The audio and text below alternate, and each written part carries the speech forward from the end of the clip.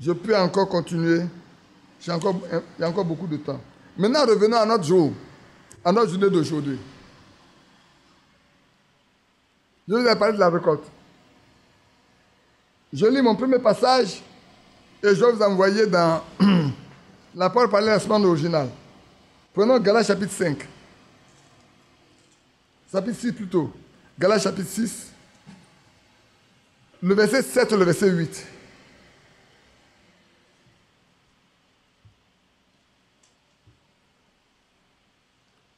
Ne vous y trompez pas. On ne se moque pas de Dieu. Ce qu'un homme aura semé, il le moissonnera aussi. Celui qui sème pour sa chair, moissonnera de la chair la corruption, mais celui qui sème pour l'esprit, moissonnera de l'esprit la vie éternelle. Ne nous laissons pas de faire le bien, car nous moissonnerons autant convenable si nous ne nous relâchons pas. Alléluia. Maintenant, avant que je ne passe, laisse-moi vous lire dans la parole parlée la semaine originale à la page 36.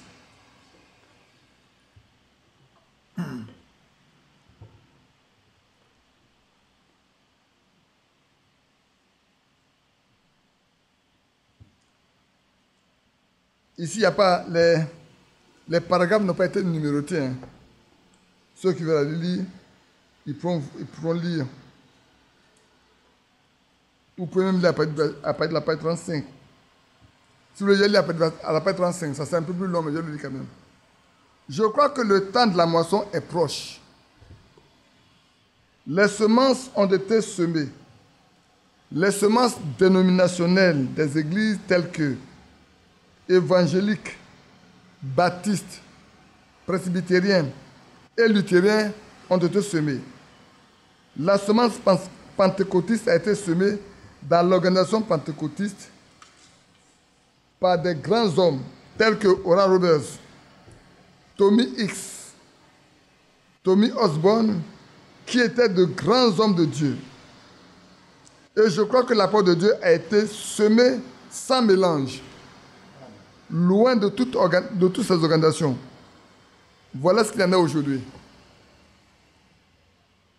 Donc, vous voyez, il parle de l'ensemencement qui a eu lieu. Plusieurs modèles de semences ont été jetés en terre. Et le message également, la parole qui est inclue dans ce message, a été aussi semée. Il dit, maintenant, mais attendez maintenant, qu'avons-nous eu dans ces temps de semailles? La première pluie. Vous dites, frère Branham, quelle absurdité. Attendez une minute. Si vous prenez le mot première dans Joël 2 et que vous regardez le mot hébreu correspondant, vous verrez que c'est le mot mourer qui interprété signifie enseignement. Donc la pluie de l'enseignement est venue, la pluie de l'enseignement dénominationnel est venue. C'est vrai. Oral Roberts, que dit les baptistes? Il dit Oral Roberts et les frères du grand mouvement pentecôtiste ont fait des millions, c'est vrai. Puis la semence a été répandue, la parole pour la minorité, le petit groupe. Donc, autant eux ensemencés, la parole aussi a été ensemencée. Le petit groupe. Frère, est-ce que vous comprenez? Puis la semence a été répandue, la parole pour la minorité, pour le petit groupe. Autant les autres cherchent beaucoup de monde, mais si concerne cette parole que nous avons, c'est pour le petit groupe. C'est pour la minorité.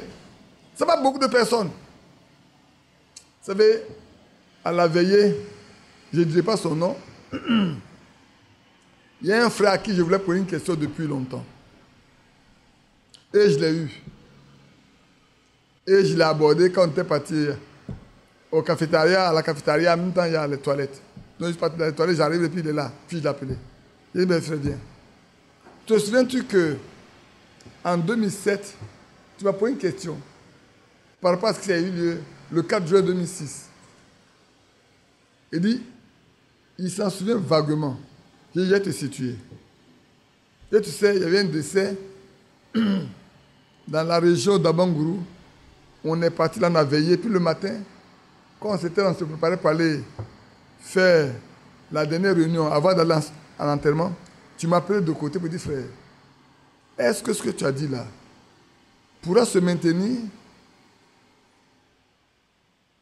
Et qu'est-ce qu'il t'a répondu? Il dit, frère, observe, tu verras si Dieu est dedans ou pas.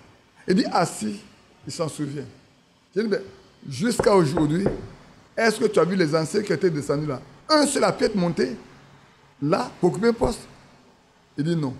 Et même quand les gens voudront faire, c'est pas que ça n'a pas eu la tentative, n'a pas eu lieu. Hein. Beaucoup de tentatives ont eu lieu, mais ça a tout échoué. Alors sache que Dieu n'abandonne pas celui par qui il parle. Il m'a dit, oui frère, ça c'est vrai. Ce que tu as dit est vrai. Mais souviens-toi que tu as tes fils et tes filles qui t'attendent là-bas.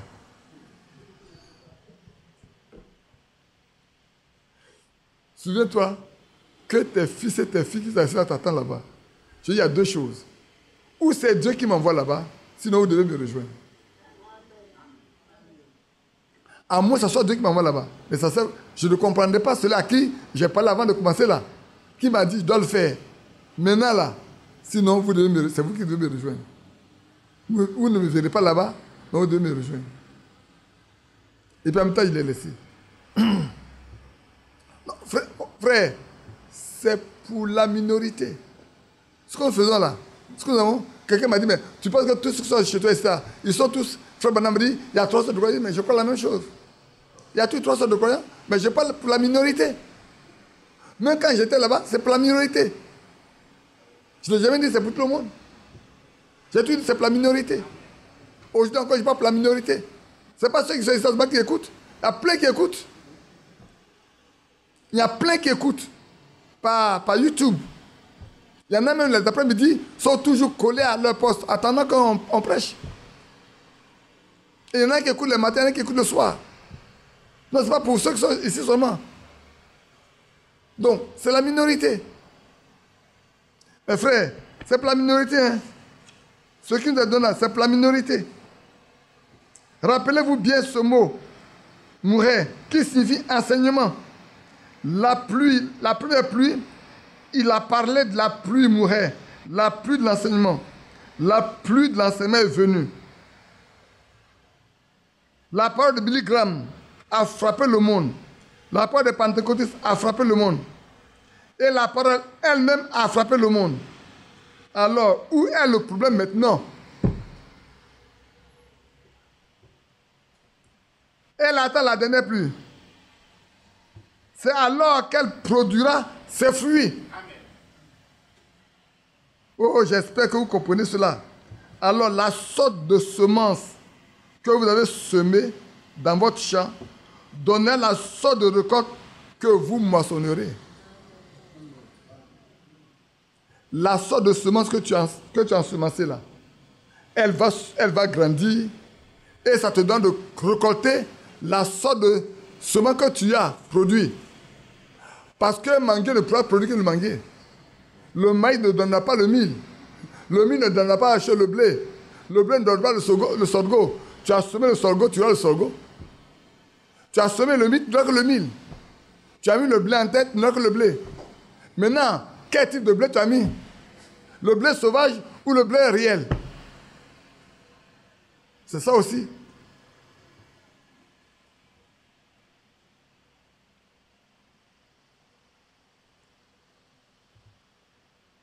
La sorte de récolte que vous obtenez dépend de la sorte de semence que vous mettez dans votre champ. Bien-aimés, nous sommes ici. Ce que vous allez être là, ce que vous allez produire là, que tout le monde verra, c'est ce que vous mettez en vous. C'est ce que vous acceptez de mettre en vous. Et c'est ce que vous mettez en vous. Si elle vit, alors elle produira la vie et elle produira le fruit que vous avez mis en vous. Je ne sais pas si vous comprenez. Rien d'autre ne sortira. Hein. Si ce que vous mettez en vous là, elle a la vie en elle, et qu'elle a la vie, elle va produire la vie qui est en elle, et alors l'homme verra qu'est-ce qu'il y a en vous. C'est ça que frère, je fais tout ce qu'il faut pour vous donner ce qui est vrai. Maintenant, ça dépend de ce que vous prenez. Tout dépend de ce que vous prenez. Le choix que vous faites, le truc que vous faites, ça vous regarde. Ce qui va sortir, c'est ce que vous avez pris. Je ne suis pas responsable de ça. Je ne pourrais pas corriger ça. Mais je vous dis, si vous prenez ce qui est bon, et qu'on veut que vous preniez, cela produira la vie de Dieu en vous. Tout à l'heure, on a dit une chose. Et j'aimerais que vous reteniez ça bien. Le seul qui avait le message, c'est Frère Branham. Et celui qu'on doit prêcher, c'est le message. Si on vous prend le message, que vous ne le gardez pas tel qu'on vous l'a prêché. Tout à l'heure ce matin, je parlais de l'habillement des femmes, n'est-ce pas? Moi, j'ai lu ce qui a été dans le cœur du serviteur de Dieu que Dieu a mandaté. Je vous l'ai lu. Maintenant, vous, ce que vous avez en faire, vous en faites. Je ne sais pas si vous comprenez. Vous ferez de ça ce que vous voulez. Tout à l'heure, je vous ai parlé de ce que, frère, votre comportement ne doit pas changer envers qui que ce soit, quel que soit ce qu'on dit de vous. Ça peut être dur, difficile, terrible. On peut vous humilier, vous exposer tout. On peut chercher à vous écraser en tout. Mais si votre comportement change parce qu'on vous a fait ça, vous n'y êtes pas encore. Je vous l'ai enseigné. Maintenant, ça dépend si vous l'appliquez ou ne l'appliquez pas. Je ne peux pas changer ça. C'est ce que vous mettez en vous là, ce que vous allez produire. Mais si vous acceptez ce que je vous ai dit comme parole de Dieu, parce que c'est comme ça que vous devez être, alors le même Dieu qui a permis que ça soit dit, le même Dieu vous aidera à le vivre. Il vous aidera à le vivre. C'est sa parole. Il doit veiller à ce que cette parole soit accomplie. Voyez-vous? C'est pour ça que, frère, c'est pour une minorité. C'est pour un petit groupe. C'est trop dur pour tout le monde. Je ne me précipite pas. On va aller doucement, on va arriver au bout. Il y a beaucoup de choses à dire. J'ai dit, Seigneur, tu vois, je n'ai rien. J'ai quelques 4 versets. Il y avait 4 versets. 4 versets, oui, 4 ou 5 versets. Il dit, Seigneur, mais je vais faire quoi avec ces 4 versets? Il vient le matin, il vient le soir. Il vient le matin, il vient le soir. Mais si j'ai fait les 4 versets le matin, le soir, il a dit, qu'est-ce que j'aurai? Et il m'assoit dans mon bureau, j'ai fini de prier. Et puis j'ai pris les 4 versets et mis ça devant moi. C'est devenu une tonne de versets. C'est plus moi. Il m'envoie ici, je prends, il m'envoie ici, je prends, il m'envoie ici, je prends, il m'envoie ici, je prends. Ah oui. La récolte. La récolte dépend de ce que tu as mis en terre. Si tu as semé beaucoup, tu vas récolter beaucoup.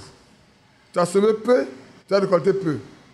Si tu as mis le mauvais grain, tu vas récolter une mauvaise semence. Mais si tu as mis la bonne semence en terre, tu vas récolter la bonne semence également. Parce que le résultat dépend de ce que tu sèmes. C'est pour ça qu'ici, je viens de lire tout à l'heure, j'ai dit, la sorte de récolte que vous obtenez dépend de la sorte de semence que vous mettez dans votre champ. Frère, notre champ, le plus grand champ que nous avons, c'est lequel? C'est notre cœur. Le plus grand champ que vous avez, c'est votre cœur. Si vous ne laissez pas votre cœur être labouré, labouré pour que toutes les mauvaises racines soient sorties de là, les mauvais germes qui sont dedans soient sortis de là. Quand vous allez planter quelque chose dedans, les deux vont croître. Et vous ne faites pas attention, ce qui est bon va être étouffé. Parce qu'il est mauvais. Laissez Dieu labourer votre cœur.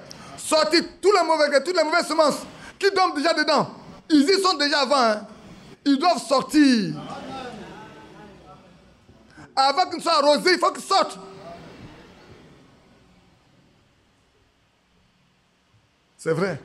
Les racines qui peuvent rester là et puis demain pousser, ils doivent sortir. Les amertumes qui sont restées là, ils doivent sortir. Badou nous a parlé hier de ce que le cœur de l'homme est comme un enregistreur.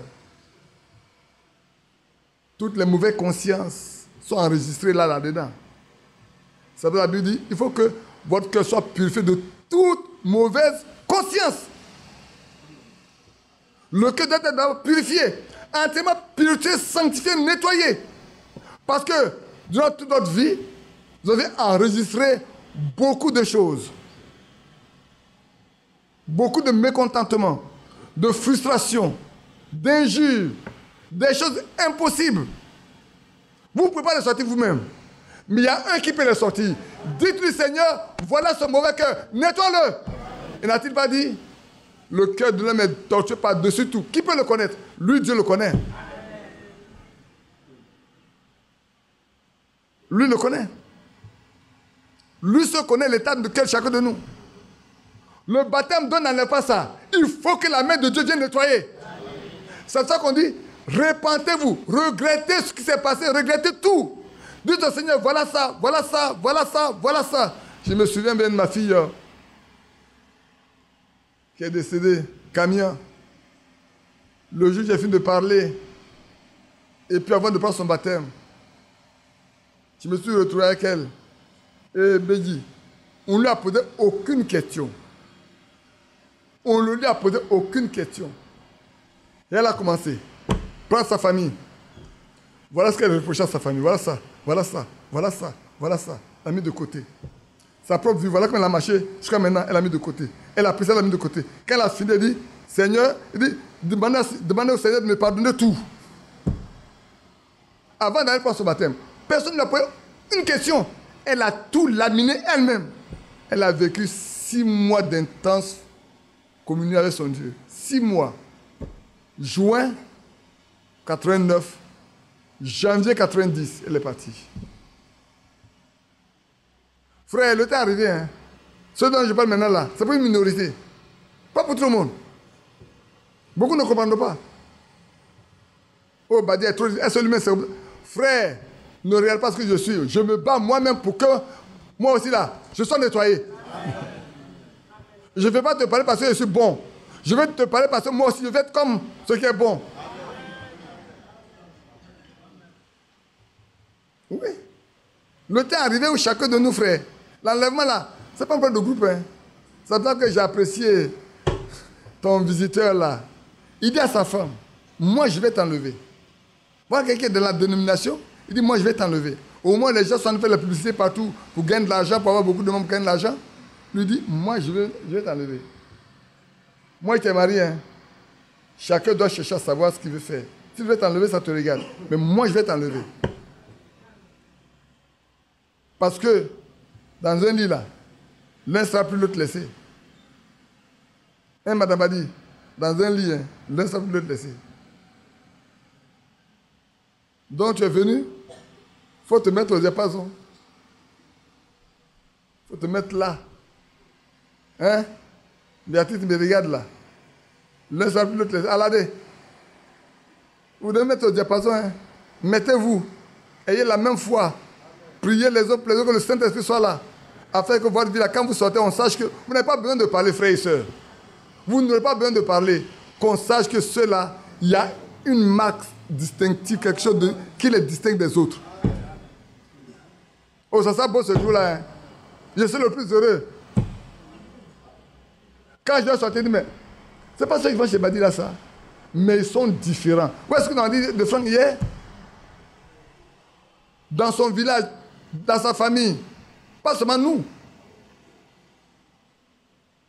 Pas seulement nous.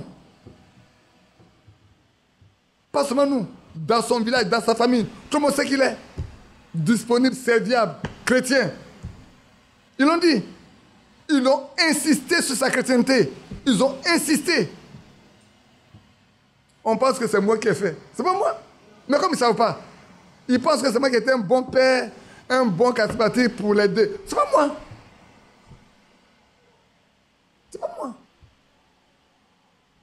Et j'aimerais que ce témoignage soit valable pour chacun de vous. Frère, je veux que partout où je vais là, ce témoignage soit valable pour chacun de ceux qui viennent ici. Ah oui, frère. Hein, Léon, écoutez.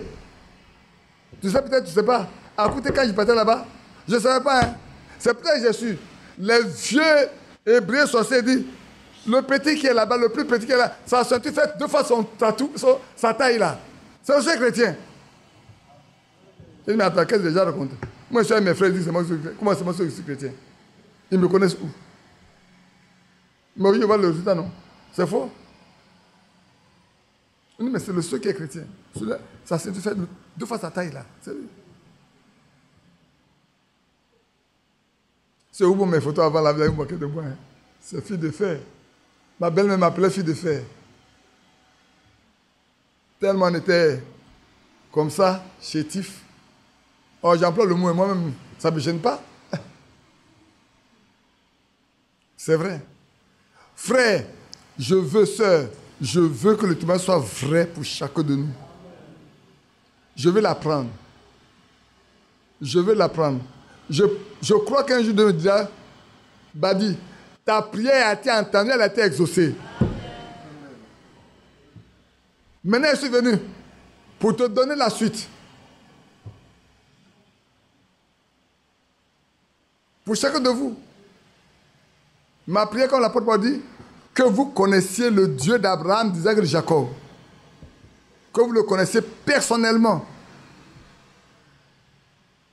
Et que, oh, comme quelqu'un dira, mais regarde frère, pendant qu'il a fait, on dit, mais c'est pour ça qu'on est là.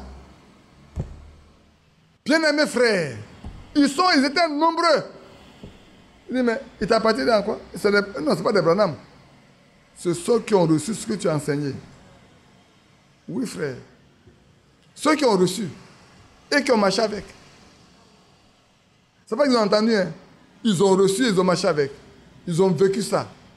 Et ça a entraîné une transformation de leur vie, de leur âme.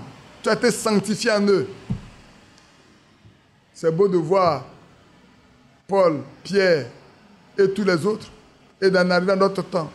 Frère, pour chaque prédicateur hein, qui prêche le véritable parole, ceux qui lui sont donnés seront pour lui. Mais c'est vrai.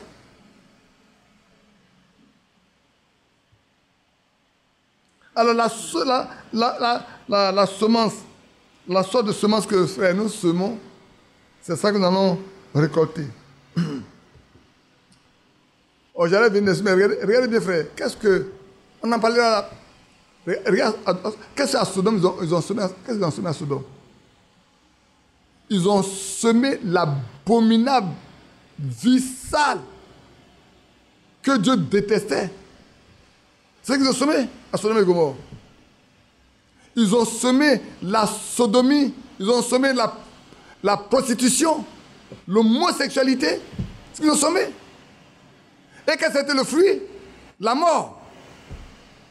La destruction totale de Sodome et Gomorrhe et de l'environnement, des villes environnantes. Rien n'a subsisté. Mais c'est ce qu'ils ont semé. C'est ça le fruit. Vous semez le péché, vous récoltez la mort. Si quelqu'un sème le péché, il va récolter la mort. Beaucoup de croyants aujourd'hui volent même leurs frères. Donnent l'argent à un frère pour aller faire un travail, il va voler cet argent. Moi, je donne l'argent à quelqu'un pour aller faire la maison de ma petite soeur là-bas. Là-bas, elle a là. Elle ne venait pas encore au milieu de nous. Et le travail n'a pas été fait et l'argent a disparu. Oui. Le travail n'a pas été fait. Quand ils arrivent, ma soeur me dit, mais c'est pas pour ça. On m'a fait une estimation du montant. Rien n'a été fait. Rien n'a été fait. Plus tard, je reconnais un frère dit, la personne m'a demandé de faire ce travail. J'ai su, c'est pour toi. Tel qu'il voulait qu'on fasse là. J'ai dit, je ne salis pas mon nom. Donc, je ne suis pas rentré dedans. C'est un autre frère. Il me dit, dès qu'on m'a dit que c'est le travail de frère Badi, et que j'ai vu tel qu'on veut que je fasse le travail là, j'ai dit, je ne salis pas mon nom. Donc, je n'ai pas fait. Mais on aime la conscience pure. Frère, écoutez-moi bien. Vous êtes fatigué? Je vais arrêter dans peut-être 5 minutes seulement. Ne vous en faites pas. Il est juste midi 9.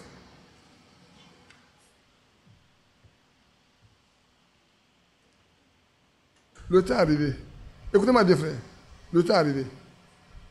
Vous devez savoir que chaque acte que vous posez, vous devez mesurer, savoir si cela n'est pas en conformité avec la parole de Dieu ou non.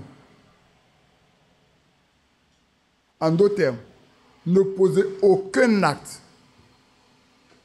qui puisse en contradiction flagrante avec ce que la Bible vous demande d'être. Si vous posez un acte, vérifiez si devant le Seigneur Jésus, vous pouvez le soutenir. Si le Seigneur est là, que vous avez fait, et puis on dit, venez rendre compte, est-ce que vous pouvez soutenir devant le Seigneur Jésus-Christ? Ce acte que vous avez posé, est-ce que vous pouvez le soutenir devant lui? Si vous ne pouvez pas le soutenir, ne le faites pas. Ne le faites pas. Si vous ne pouvez pas soutenir si le Seigneur Jésus est là, ne le faites pas. Ne pensez pas que comme on ne le voit pas physiquement, là, il n'est pas là, il est là. Tout à l'heure, je vous ai dit, quand le Seigneur était sur la terre, tout ce qui était Dieu était en lui, n'est-ce pas? N'est-ce pas? Nous aussi, tout ce qui est écrit doit être en nous. Et il a dit, je ne vous laisserai pas orphelin. Je serai avec vous et je serai même au milieu de en vous. Donc, ce qui veut dire qu'il est toujours avec nous. Et on est tous dans sa présence. Donc, chaque parole que vous prononcez, chaque pensée qui vous vient, chaque acte que vous posez, sachez que le Seigneur est informé. Il est au courant. Vous le posez mal, vous le rencontrerez. Ça vous revenez au visage demain. Sachez-le, frère. Sachons-le. Le type de semence que vous mettez en terre, c'est le type de récolte que vous aurez.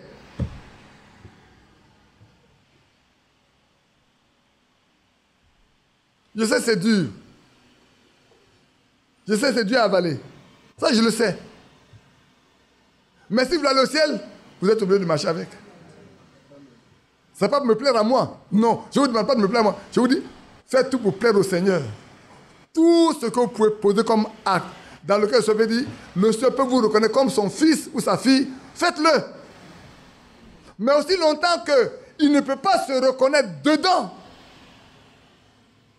Dit qu'ils sont mes fils, ne touchez pas ce qui est impur. Il a dit non, n'est-ce pas? C'est lui qui l'a dit ça, ce n'est pas moi. Alors je vous accueillerai. Vous serez mes fils et mes filles, et c'est pour un père. Donc chaque acte, chaque chose à laquelle tu penses, à laquelle chaque acte que tu veux poser, tout ce que tu veux faire, est-ce que tu peux le soutenir si le Seigneur Jésus est visiblement présent devant toi?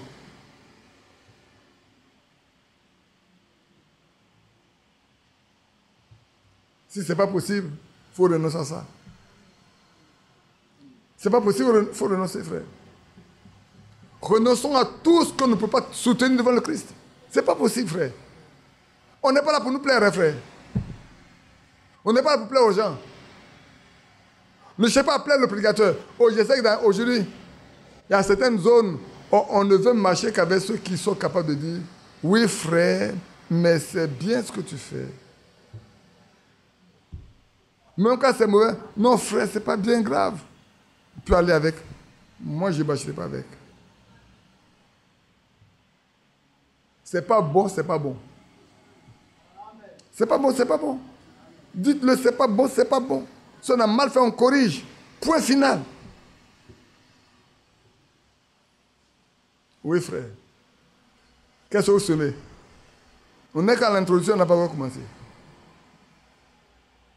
On a lu ce que l'apôtre Paul a dit. Il dit, ne vous y trompez pas. Ne me trompe pas, ne te trompe pas. Ne te trompe pas toi-même. Il y en a qui se trompent sans savoir qu'ils se trompent. Ne vous y trompez pas. On ne se moque pas de Dieu. Les mots employés par Paul sont forts. Hein? On ne se moque pas de Dieu. Vous êtes au visage de Dieu, vous faites n'importe quoi. Vous pensez que Dieu ne voit pas. Il vous voit. Vous voulez vous moquer de lui? Quand sa loi est là, et vous ne pas faire, puis vous le faites. De qui vous voulez vous moquer? Mais de qui? De lui ou de vous-même? Mais avec vous allez le payer.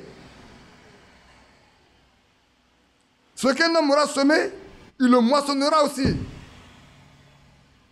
Dieu est le juge de chacun de nous. Autant il est le sauveur, il est le maître, il est le Seigneur. S'il est notre Seigneur, il est notre propriétaire. La fois dernière, le frère priait là-bas. Il a dit ceci. Le Seigneur nous a ôté du marché de quoi? Du péché.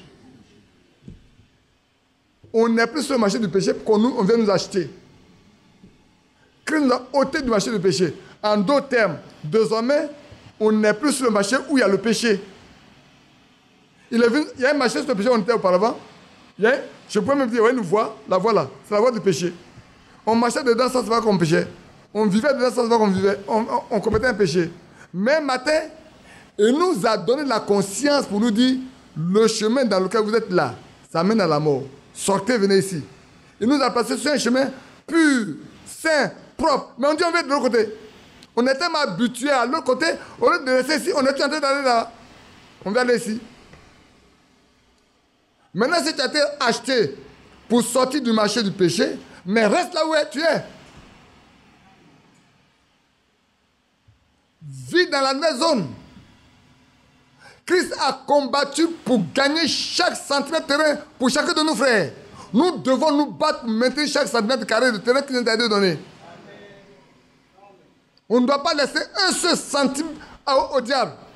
Ça a été déjà acheté pour toi et pour moi. Garde-le, frère. Garde-le, ma soeur. Tu sors de là, tu le payeras.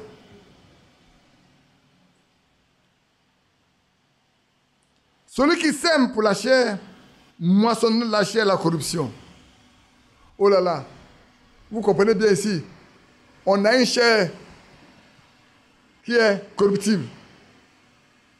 Si on vit dans le péché, on est sûr qu'on va mourir là. On ne va pas revêtir l'immortalité.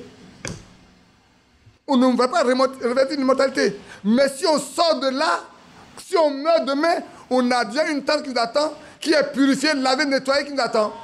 Elle est immortelle, incorruptible. Oh, gloire.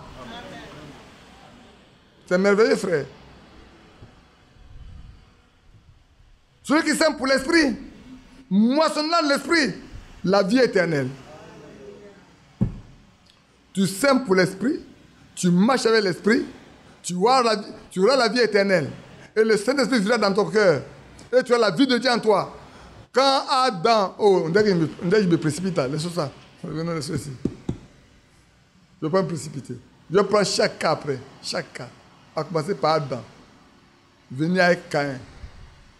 Caïn, Adam. Venir avec Saül. Avec Akab. Prends chaque chose. Prends Osias. Je prends chacun. Pour montrer ce que chacun a semé. Qu'est-ce que ça peut raconter? Et on va prendre du côté Abraham aussi. Le cas d'Abraham, de David et Abraham.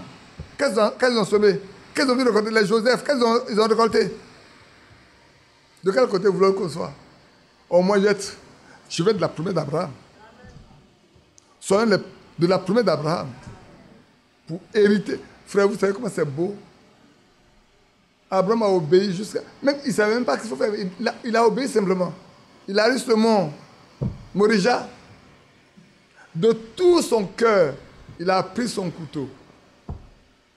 Soit je me suis posé la question. Comment Isaac a fait? Il avait quel âge? Son père l'a pris, l'a ligoté. Peut-être il a aidé même son papa à arranger l'autel. Tout ça mis en place, les bois, mettre les pierres, et lever bien, et puis maintenant mettre les bois. Et puis maintenant il dit, papa, vas-y. Il n'y a pas d'agneau. C'est moi qui suis l'agneau. Vas-y. On voit le papa qui ligote le pied, la main, puis le met dessus. Et puis il prend le couteau. Il n'est pas en train de faire semblant. On fait comme ça, passe, non? La voix lui dit, ne touchez pas l'enfant. Je sais maintenant que tu crains Dieu. Oh, alléluia. Je sais maintenant que tu crains Dieu. Et que tu ne vas pas rejeter ton fils, ton unique. Le Dieu Tout-Puissant, déjà là, posait un acte pour lui-même. Pour son propre fils qui allait mourir pour la Golgotha. Oui, c'est vrai. Je me suis dit, imaginez, ben comment? Ils ont marché ensemble, il dit, mais papa, où est l'agneau? Il dit, Dieu se pouvoir lui-même un agneau. Mais on arrive là-bas, il n'y a pas d'agneau. Il a dû prendre l'enfant, l'attacher, les mains, les pieds, le déployer là, et puis appeler le couteau. Il devait maintenant passer là pour l'égorger. Il dit, ne touche pas l'enfant. Ne le touche pas. Ne le touche pas du tout. Mais où est l'agneau pour faire le sacrifice? Depuis quand est-ce que le bélier, depuis quand ce bélier était là? S'il avait vu auparavant qu'il arrivait là, il l'aurait pris déjà directement. Mais il vient d'être créé de toutes pièces.